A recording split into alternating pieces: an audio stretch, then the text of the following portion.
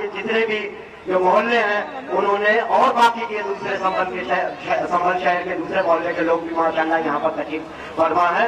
आप लोग, मुझे मालूम है कि अपने जज्बात को नहीं छुपा पा रहे हैं और माशाअल्लाह आपके जो बैरिस्टर असदुद्दीन ओवैसी साहब, आपके नेता आपके सामने, उनको सुनने के लिए बेचैन है।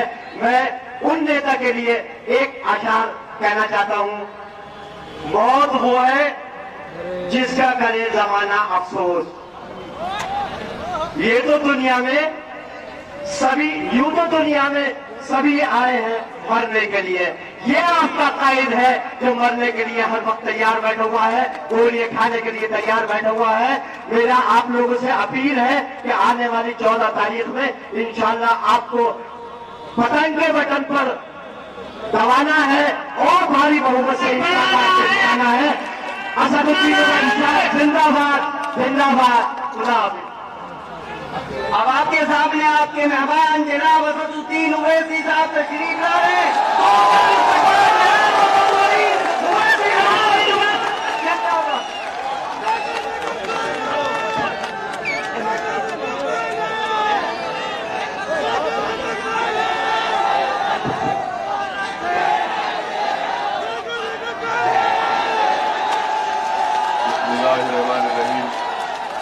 अस्सलाम वालेकुम वरहमतुल्लाहि वबरकातुहू।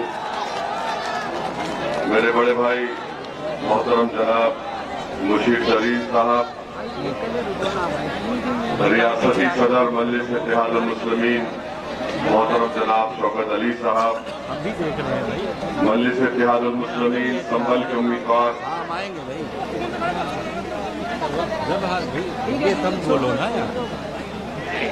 जनाब मुशीर शरीफ साहब,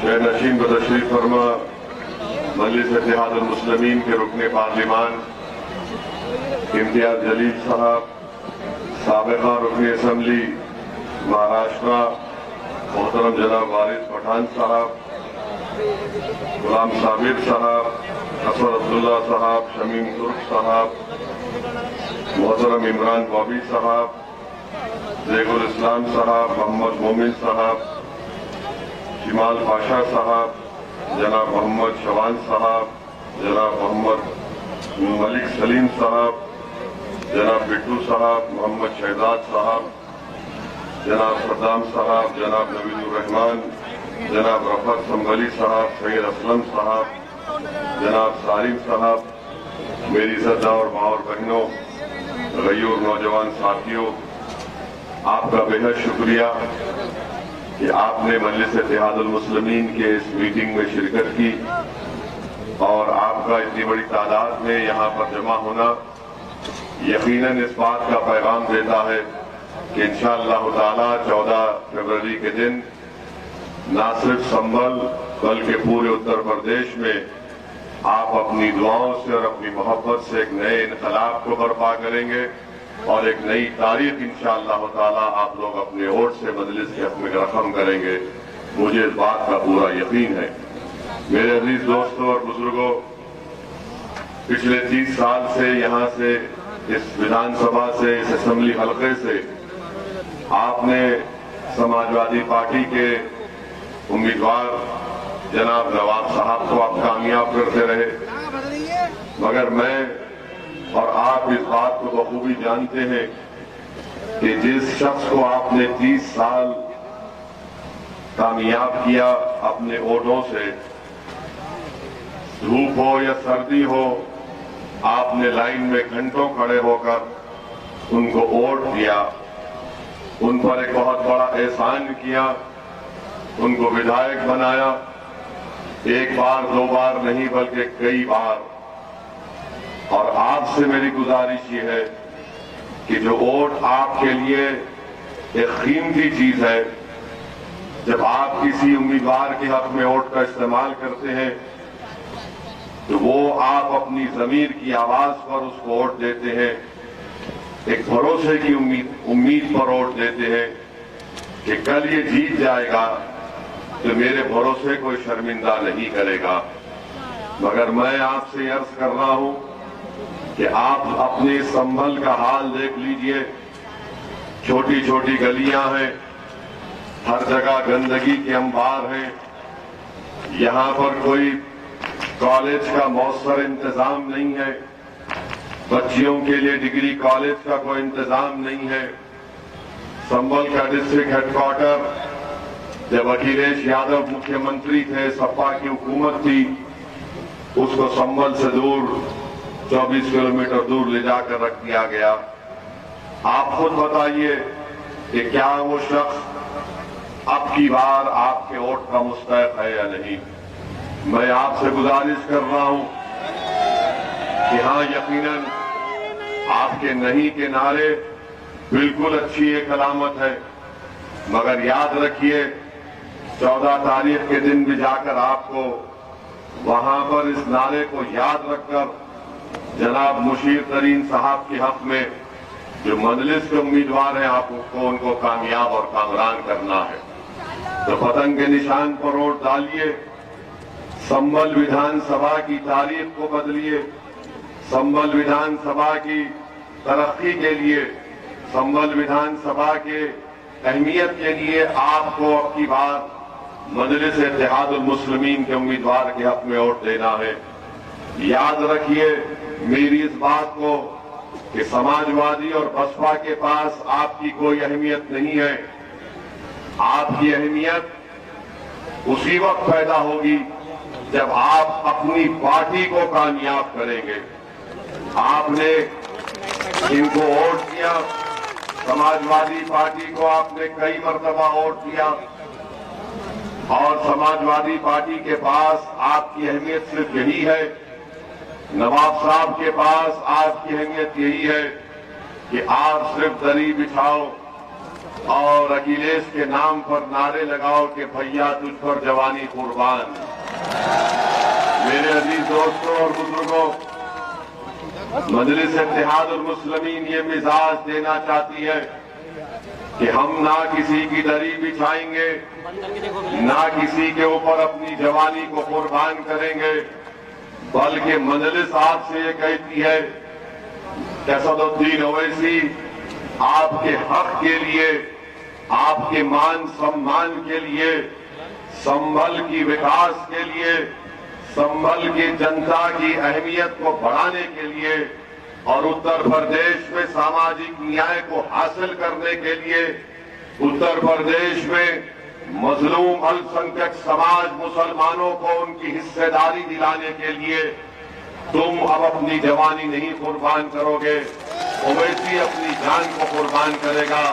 और इंशाअल्लाह ताला आप लोगों की सिर्फ मैं दुआओं की दरख्वास्त करता हूं, आपकी साथ की अपील करता हूं कि ये लड़ाई जो मजलिस लड़ रही है, ये जो लड़ाई में बहैसियत आपका सिपाही और आपका खादिम बनकर ओवैसी लड़ रहा है, वो आपके लिए लड़ रहा है ताकि आने वाली नस्ल उसी नाइंसाफी का शिकार ना हो जाए जो हमारे समाजवादी पार्टी के मौजूदा विधायक नवाब साहब ने संभल के नौजवानों का मुकद्दर बेरोजगार बना दिया, संभल के नौजवान बच्चों को स्कूल की तालीम से महरूम कर दिया, हमारी बेटियों को कॉलेजों से महरूम कर दिया, यहाँ पर कोई विकास का काम नहीं किया।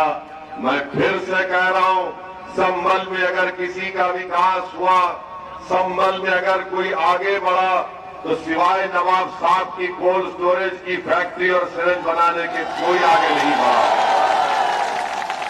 और मुझे यकीन है कि मेरे ये सच्चाई के अल्फाज इंशाअल्लाह ताला अल्लाह सुब्हानहू ताला अपनी कुदरत के जरिए नवाब साहब के घर में भी पहुंचा रहा होगा।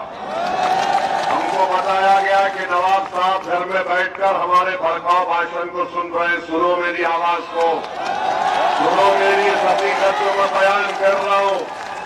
शायद आपका दिल भी पलट जाए, क्योंकि जब हमारी आवाज अल्लाह के करम और फजल से जो सच्चाई पर मुबनी होती है, हकीकत को हम बयान करते हैं, हक को बयान करते हैं, हक की सरबुलंदी के लिए काम करते हैं, बातिल को हराने का काम करते हैं, तो जो लोग मजलूमों पर जुल्म करते उनके दिल भी कांपना शुरू कर देते कि ये सच बोलने वाला आया है, अब भड़काऊ भाषण का उसको नाम दे देते। मेरे अजीज दोस्तों और बुजुर्गों, समाजवादी पार्टी आपके दरमियान में आकर इनके हर नेता की तकरीर आप सुन लो या निजी गुफ्तगू सुन लीजिए, आपको याद होगा वो आपसे बोलेंगे कौम कौम कौम कौम कौम, कौम के नाम पे वोट दो, कौम के नाम पे ये कर दो।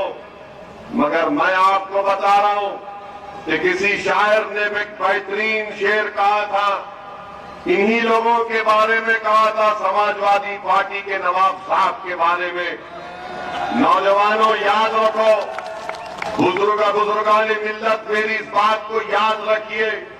मेरी इज्जतदार मां और बहनों, मैं तुम्हारा बेटा, तुम्हारा भाई बनकर तुमसे कह रहा हूं, किसी शायर ने बड़ा खूब कहा था, जब वक्त नमाज, यानी ये वक्त जो है सजदे में गिरने का नहीं है, ये वक्त क़याम में ठहरने का है। जब वक्त क़याम आया तो नादा सजदे में गिर गए। ये वक्त ठहरने का याद रखो। अगर आप ये समझेंगे कि अगर हम सिर्फ समाजवादी पार्टी को वोट दे देंगे, क्या करेंगे, मजबूर है आप। ना 35 साल पहले भी मजबूर थे, ना आज मजबूर है, बल्कि आज तो है ही नहीं। आपके दरमियान में एक ऐसा शख्स खड़ा हुआ है जो आपकी लड़ाई लड़ रहा है, आपकी हिस्सेदारी की लड़ाई लड़ रहा है। आप असदुद्दीन ओवैसी को देखो, और ओवैसी के नाम पर मजलिस इत्तेहादुल मुस्लिमीन के पतन के निशान पर बटन दबाइए। आप बताइए, मैं आपसे एक सवाल कर रहा हूं, संभल का नेता कौन है बताओ, क्या नवाब है या ओवैसी है, बताओ आप। मैं आपसे कह रहा हूं कि मैं नेता बनने नहीं आया हूं, मैं आपको नेता बनाना चाहता हूं। 30 साल से कामयाब होते हैं, मगर क्या किया संभल के लिए, काम नहीं दिखा पाते। बल्कि अफसोस मुझे इस बात का होता है कि मुझे बतलाया गया कि कटरा मूसा खान में नवाब साहब ने जिंदों को नहीं छोड़ा तो मुर्दों को भी नहीं छोड़ा नवाब साहब। यानी ये अजीब आदमी है कि कटरा मूसा खान के कब्रिस्तान को नवाब साहब ने खत्म करके वहां पर खेल का मैदान बना दिया। अब आप सोचिए जिंदों की क्या अहमियत जब मुर्दों की नहीं है। तो जो बेचारे खबर में आराम से सो रहे हैं, जो बेचारे खबर में आराम से सो रहे हैं कि जब सूर लगाया जाएगा, जब हशर का मैदान खड़ा किया जाएगा, नवाब याद रखो वो खबर से निकलने वाला कहेगा कि अल्लाह इसने जिंदों को भी नहीं बख्शा, तो मैं जब सो रहा था वहां पर भी मुझे बर्बाद कर दिया। आप बताइए कि कब्रिस्तान पे नवाब, अरे कौन सा गारत का गला है कि भरता ही नहीं है। जिंदों को नहीं छोड़ रहे तो कब्रिस्तान पर बोला कि नवाब के लोग बोले, अरे हमारी काबिलियत ये है कि हम जिंदों को नहीं छोड़े तो मुर्दों को कैसा छोड़ेंगे खबर में। वाह, मुबारक हो आपके इस जज्बे को। अब खबर पर चले गए तो कौम याद नहीं आई, कौम याद नहीं आई, खबर पे चले गए तो कौम याद नहीं आई।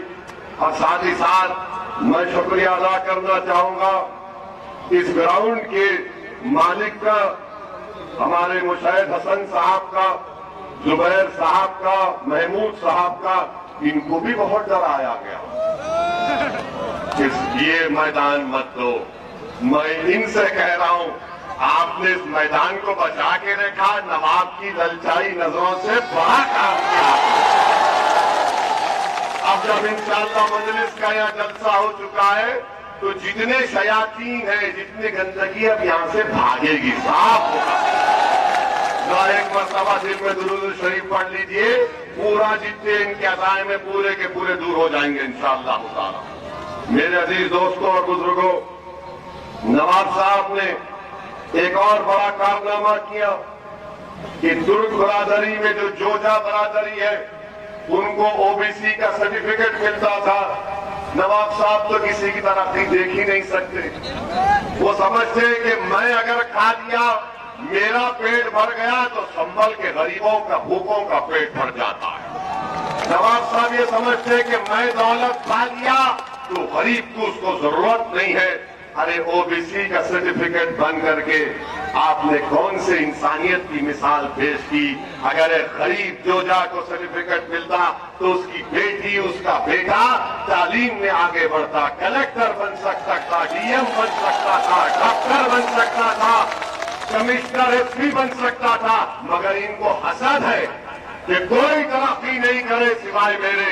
मजलिस यही लड़ाई लड़ रही है। मजलिस जब हिस्सेदारी की बात कर रही है तो चंद लोगों की ताकत ना बढ़े बल्कि पूरी आवाम की ताकत बढ़े। मजलिस यही चाहती है कि जब हिस्सेदारी की बात होगी तो राजनीति में भी हिस्सा मिलना चाहिए, सियासत में भी, और शिक्षा में भी मिलना चाहिए, अस्पतालों में भी मिलना चाहिए। और मजलिस ये भी बात करती है कि हर जगह पर आपको हिस्सा मिलना चाहिए। मेरे अजीज दोस्तों और बुजुर्गों, अभी कोई लाके बताए ये नवाब का ये नाला है, नवाब का ये नारा है, खाली प्लाट हमारा। नवाब का ये नारा है, नारा अभी नवाब का ये नारा है, कब्रिस्तान मेरा है। क्या बात है बताइए आप। अरे हम भी राजनीति में 4 मरतबा का एमपी हूं, 2 मरतबा का एमएलए बना मैं। अगर हम गलती करते तो हमारे दफ्तर दारुसलाम में हम लोग बैठते, पूरे एमएलए, मैं बैठता हूं, हमारे 44 हैदराबाद के कॉर्पोरेटर बारी बारी से आकर अपने बैठते। कोई सिक्योरिटी नहीं, कोई दरवाजा नहीं, कोई रोक टोक नहीं। वो दारुसलाम में जब दाखिल होता तो वहां से पहले पुकार के बोलता अस्सलाम वालेकुम, और अंदर आने से पहले बोलता आप हमारा काम नहीं किए, आपका एमएलए ऐसा नहीं किया, आपका कॉर्पोरेटर ऐसा नहीं किया, और अंदर आते ही शुरू हो जाता। ये मिजाज संपन्न में मैं पैदा करूंगा इंशाअल्लाह ताला। आवाम को बोलना चाहिए। अगर कल इंशाअल्लाह ताला अल्लाह सुब्हानहू ताला के फजल और करम से, आपकी दुआओं और वोटों से मुशीर साहब यहाँ के नए विधायक बनेंगे तो विधायक नहीं रहेंगे, खादिम के तौर पर आपका काम करेंगे इंशाअल्लाह ताला। वही मिजाज मजलिस का है और इसीलिए हमारी जान पर हमला होता है, इसीलिए इम्तियाज जलील को उन पर तरकीब की जाती। मगर ये मिजाज मजलिस दे रही है। मैं आपसे अपील करने आया हूं कि आप 14 तारीख के दिन मुत्तहदा तौर पर अपने वोट का इस्तेमाल करिए। मैं आपसे वादा कर रहा हूं कि एक बार 5 साल के लिए आप मजलिस के अपने वोट दीजिए। मैं खुद जिम्मेदारी लूंगा, संभल को आऊंगा, कम से कम 2 महीने में एक मरतबा आकर बैठूंगा दीपा सराय में आपके पास। मैं आऊंगा और आपके दरमियान में बैठूंगा और फिर हिंदूपुरा खेरा की आवाम को भी मेरा सलाम पहुंचाना। वहां पर भी हम जैसे दीवाने को बहुत चाहने वाले हैं। मैं आऊंगा, आप एक 5 साल का मौका मजलिस को दीजिए संभल में। हम आपको तब्दीली दिखाएंगे, हम आपको तब्दीली दिखाएंगे, आपको बताएंगे कि मजलिस में 5 साल में वो काम करेगी जो 30 साल में नवाब ने गारत कर दिया। अपने 30 साल को मजलिस 5 साल में काम करके दिखाएगी।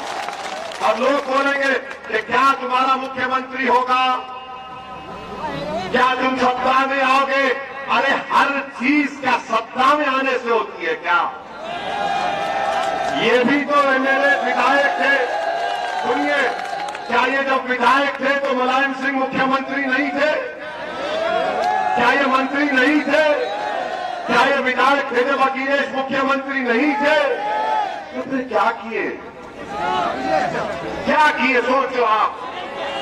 तो मजलिस सियासत या राजनीति की जब करती है तो तिजारत या दौलत कमाने के लिए नहीं करती, खिदमत करने के लिए, मजलूमों का हक दिलाने के लिए करती है। ये फैसला आपको करना है। मेरी आवाज, मेरी तकरीर के जुमले आपके अगर दिल तक पहुंच जाए तो मैं अल्लाह से दुआ करूंगा कि परवरदिगार तो दिलों को फेरने वाले तो ताकत अल्लाह के पास है, ओवैसी के पास कुछ भी नहीं है। मैं तो बेबस हूं, कमजोर हूं, मैं तो सिर्फ उसी के सहारे जिंदा हूं, उसी के सहारे तवक्कल करके अपनी लड़ाई को आगे बढ़ाता हूं। तो मेरे अजीज दोस्तों और बुजुर्गों, समाजवादी पार्टी का एक और चेहरा देख लो आप। कल आज तक टीवी पर और एएनआई के ऊपर अखिलेश की बस के ऊपर उसने एक सवाल किया सहाफी ने और पूछा कि ये मुस्लिम निकाब और हिजाब पर आपकी क्या राय है? क्या कहा अखिलेश ने? क्या कहा अखिलेश ने? जोर से बोलो, मुझे नहीं सुनाई दे रहा, नहीं सुनाई दे रहा। अरे वहां रोड पे खड़े वाले भी कुछ बोलो। क्या कहा अखिलेश ने? क्या कहा?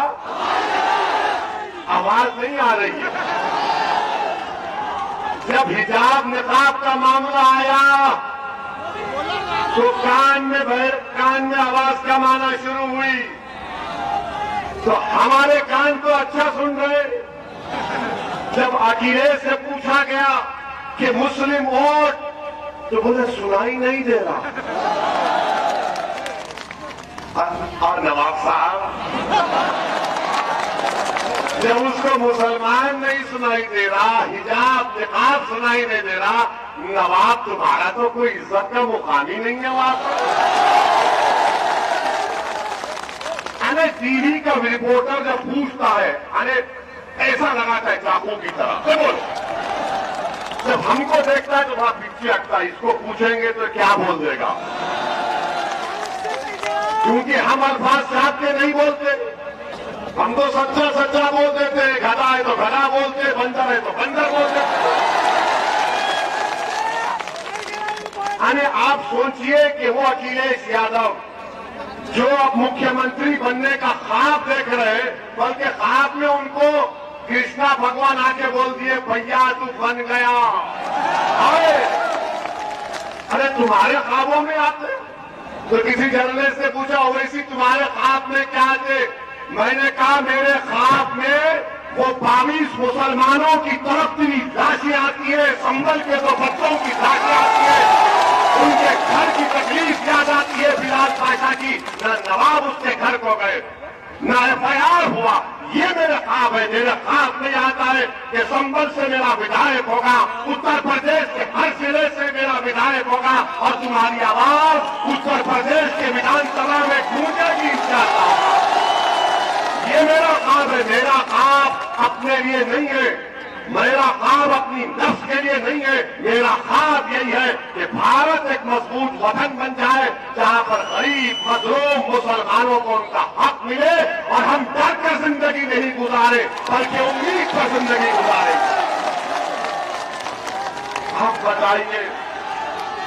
आप बताइए, सुनिए, जो मुख्यमंत्री बनना चाह रहा है, मैं आज कह रहा हूं नवाब, सुनो समाजवादी पार्टी के चाहने वालों, सुनो बसपा और कांग्रेस के चाहने वालों, बोल दो अगर तुम आज निकाब और हिजाब के मसले पर नहीं बोल रहे हो, जो भारत के संविधान के खिलाफ बीजेपी की सरकार ने इक़दाम उठाया, तो याद रख लो हमारी बात को। बीजेपी वालों, समाजवादी वालों, सुबह कयामत तक मेरी बेटी हिजाब और निकाब करेगी, तुम नहीं रोक सकोगे, नहीं रोक सकोगे। मेरी बेटी की शराब हिजाब के साथ कुरान है, संविधान है और मैं उस पर फख्र से चलूंगा। और मुख्यमंत्री जो बनने का ख्वाब देख रहे, तुम्हारे आंखों पर हिजाब पड़ चुका है अखिलेश की आंखों पर हिजाब पड़ चुका है, क्योंकि अखिलेश ये समझता है कि संभल और उत्तर प्रदेश के अल्पसंख्यक समाज, गरीब, कमजोर, अति पिछड़ा सब उसके कैदी हैं। मजबूरी में उसका साथ देंगे, मोदी योगी से डरकर उसको वोट देंगे। मैं आपके सामने खड़े होकर कह रहा हूं, अल्लाह से डरो, किसी इंसान से मत डरो, खालिक से डरो, मखलूक से मत डरो। ये मिजाज मैं आपको दे रहा हूं। अरे दुनिया में जो आया जाएगा इंशाअल्लाह ताला, मगर मुख्यमंत्री बनने का ख्वाब मुस्लिम वोट और निकाब और हिजाब पर अखिलेश कह रहे नहीं सुनाई दिया। तो अखिलेश, जब तुम्हारी कानों में हमारी बात नहीं पहुंच रही है तो अब उत्तर प्रदेश और संभल की जनता मजलिस और ओवैसी को अपनी बात सुनाएगी। मैं सुन रहा हूं तुम लोगों को, मेरा दिल सुन रहा है तुम लोगों को, और जब तक दिल धड़कता रहेगा मैं तुम्हारी आवाज बनकर हर मैदान में नाइंसाफी की आवाज बुलंद करूंगा। उस बच्ची ने हिम्मत दिलाई, उस बच्ची ने हिम्मत दिलाई, और उस बच्ची ने क्या कहा, बीबीसी के इंटरव्यू में कहा, उस बीबीसी के नुमाइंदे ने उस मुस्कान से पूछा, मुस्कान तुमने नारा क्यों लगाया? तो बच्ची ने कहा, जब मैं डरती हूं तो मैं वो नारा लगाती हूं। बताओ दीपासराय की जनता, जब तुम डरोगे तो क्या नारा लगाओगे? बताओ तुम क्या नारा लगाओगे? जब तुम डरोगे तो क्या नारा लगाओगे? अब नवाब से पूछो, नवाब से पूछेंगे, बोलेंगे मैं जब डरता हूं ना, भैया भैया भैया। तो ये मिजाज है, डरने की जरूरत नहीं है। और मैं इस जलसे से अल्लाह से दुआ कहूं कि अल्लाह सुब्हानहू व तआला डॉक्टर शफीकुर रहमान बख्श साहब को अल्लाह सेहत दे, अल्लाह उनकी उम्र दराज फरमाए और अल्लाह उनको सेहतमंद रखे। मैं उनकी बहुत इज्जत करता था और करता रहूंगा। वो समाजवादी पार्टी में है, मगर हमारे भी बुजुर्ग हम उनकी बहुत इज्जत करते हैं। मेरे अजीज दोस्तों और बुजुर्गों, तो क्या आप लोग 14 तारीख के दिन पतंग के निशान पर बटन दबाएंगे? वहां रोड पर ठहरने वाले जरा, क्या आप इंशाअल्लाह ताला पतंग पे बटन दबाएंगे? और आसमानों में संभल के दीपासराय के पूरे संभल में इंशाअल्लाह ताला पतंग नजर आएगी। और 14 तारीख के दिन हर बूथ से आवाज आना चाहिए, पतंग पतंग पतंग पतंग। तो आपसे यही दुआ को हूं, आपसे ही अपील कर रहा हूं कि मजलिस इत्तेहादुल मुस्लिमीन के उम्मीदवार को कामयाब करिए। मेरी मां और बहनों से, बुजुर्गों से दुआ कर रहा हूं, अहले दिल से अपील कर रहा हूं, इस गुनाहगार के लिए भी अल्लाह की बारगाह में दुआ करते रहिए। अल्लाह ने मुझे नई जिंदगी दी, मैं पूरे अज़म और हौसले के साथ आपसे कहता हूं कि जितनी जिंदगी बाकी है मैं आपका मखरूज रहूंगा। एक संभल का बहादुर बेटा भी मेरे साथ गाड़ी में बैठा था, जिसका नाम सालिम है, अल्लाह उसको भी अच्छा रखे। अस्सलाम वालेकुम व रहमतुल्लाहि व बरकातहू।